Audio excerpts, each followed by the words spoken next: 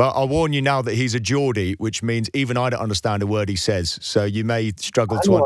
Why Hello and good morning, Mr. Brandon Flowers. How are you, sir? How's life at the moment? Obviously, it's a bit of a weird time at the minute. I think I understand that America's kind of getting back to normal at the moment. But how's life, mate? How's it all going? It's been going great for me so far, thanks. Good. So I'm glad to hear it. And I have to say, genuinely, huge fan, have been for many, many years, like pretty much everybody, to be honest. So it's a massive honour to finally get the chance to chat to you. What I'm about to say, Brandon, I mean this with so much love and so much respect, but I have got a slight bone to pick with you, and this is the thing, right? So, in the last 18 months, everyone else has been in lockdown, and people like me, we've just been sat on our backside. I've been drinking too much. I've been eating too much. I've been watching too much TV.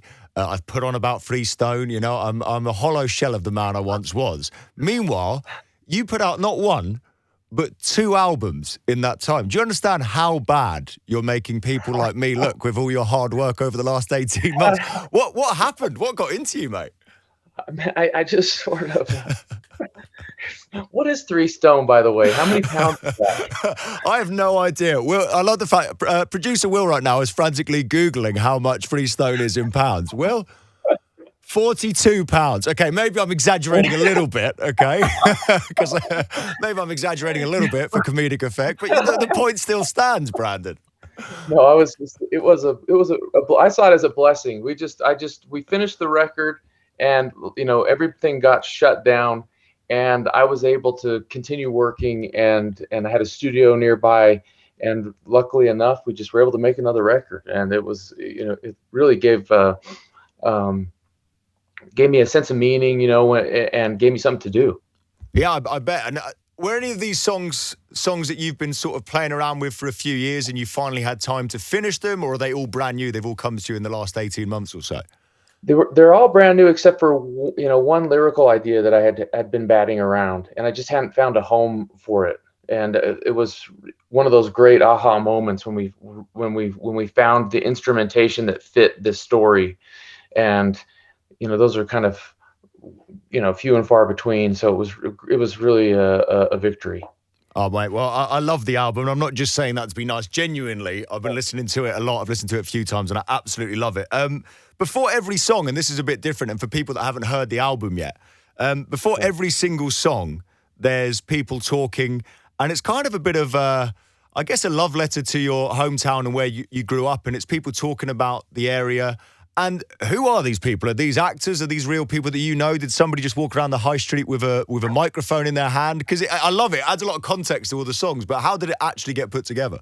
It was last minute, because the album is all set in this town that I grew up in called Nephi, Utah. And our producer Sean Everett at the last minute just said,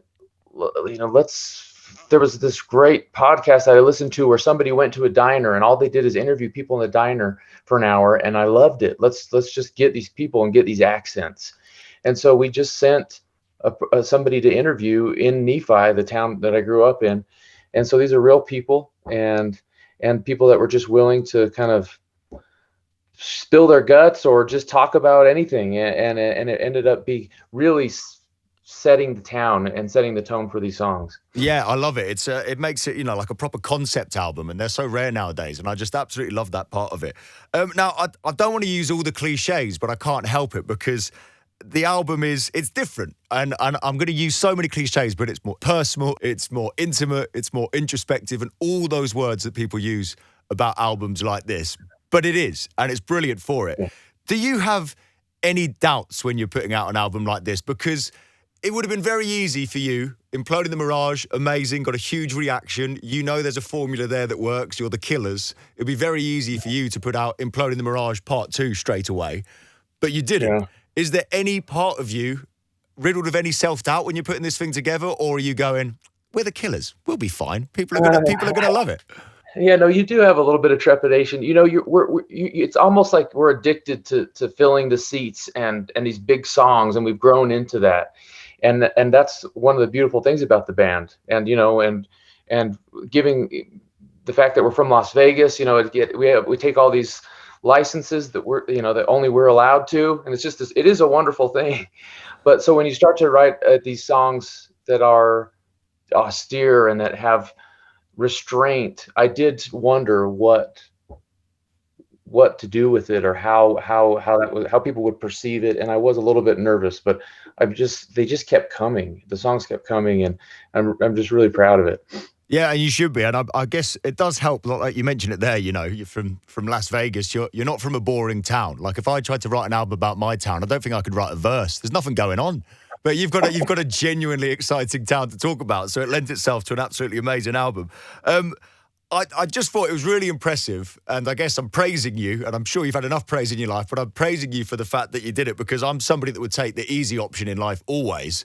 So if I knew we could just write a Killers album and it's going to go down really well, but you did something a bit different, and I have to take my hat off to you for that. And when during the actual process, and I've asked a few bands this in lockdown, you mentioned it there, you got more time than ever. So you've got more time than ever with these songs. Do you have a terrible habit of constantly going back to them and constantly rethinking them and overthinking them? Or once you put them out there and you finished it, you go, do you know what? That's done. Put it on the album. It's good to go. Because if I had so much spare time, I'd constantly want to tweak them. Yeah, you feel like sometimes you can get into this trap of feeling like the more that you labor over something, the better it's going to be. And we definitely are guilty of that. But this album, we really made a conscious effort to not do that. And that's also another reason why we had such a quick turnaround. It was a really organic way of mixing. We weren't using the computer. We were using the desk, like they would have done in the old days, the good old days.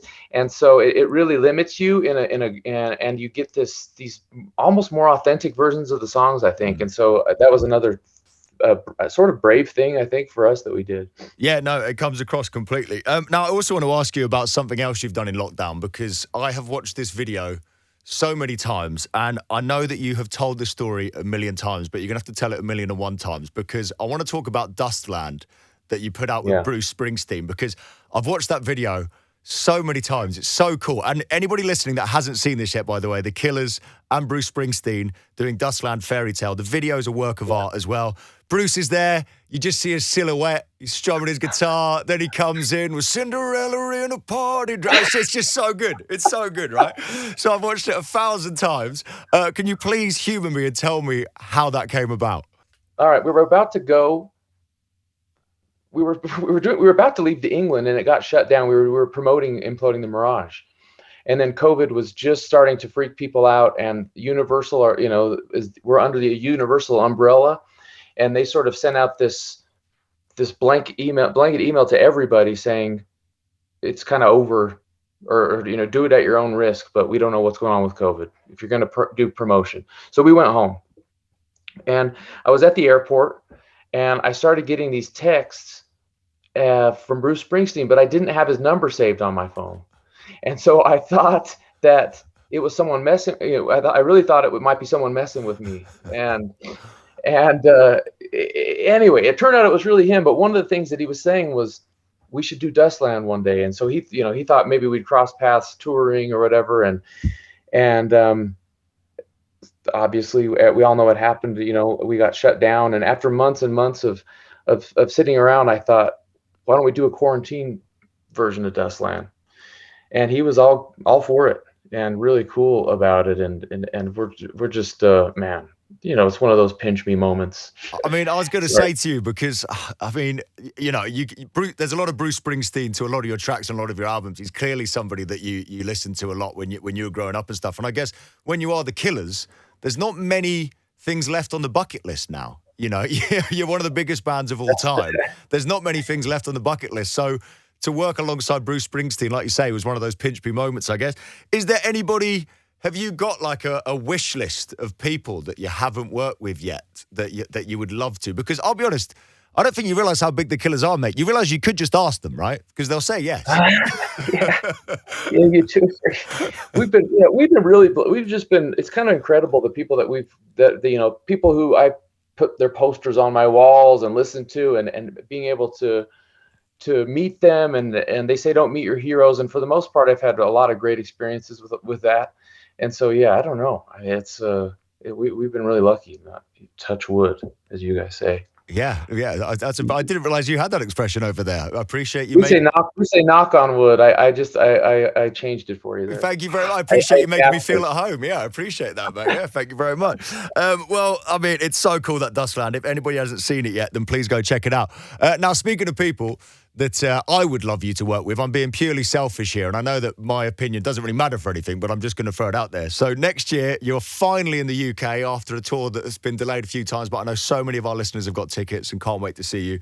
And supporting you at a couple of dates is the brilliant Sam Fender, who is killing it over here in the UK. We absolutely love Sam Fender. We love him here at Radio X.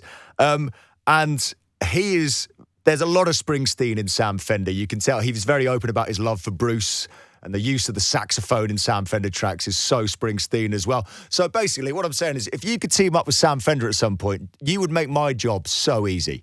Because if I'm doing a really bad show, if I just play the Killers and Sam Fender, the listeners will be like, oh, you know what, Toby, you're not so bad after all. So if you could do that would be great. So if you could please hang out with Sam Fender a lot when you're working together, please could you do that for me? Yeah, I still haven't met him yet, but yeah, we love what we've heard so far, and that'd be a fun little collaboration. But I'll warn you now that he's a Geordie, which means even I don't understand a word he says. So you may struggle to. Why I? Wow, it was like you were in Newcastle there for a second. That was that was amazing. Thank you very much. Radio X.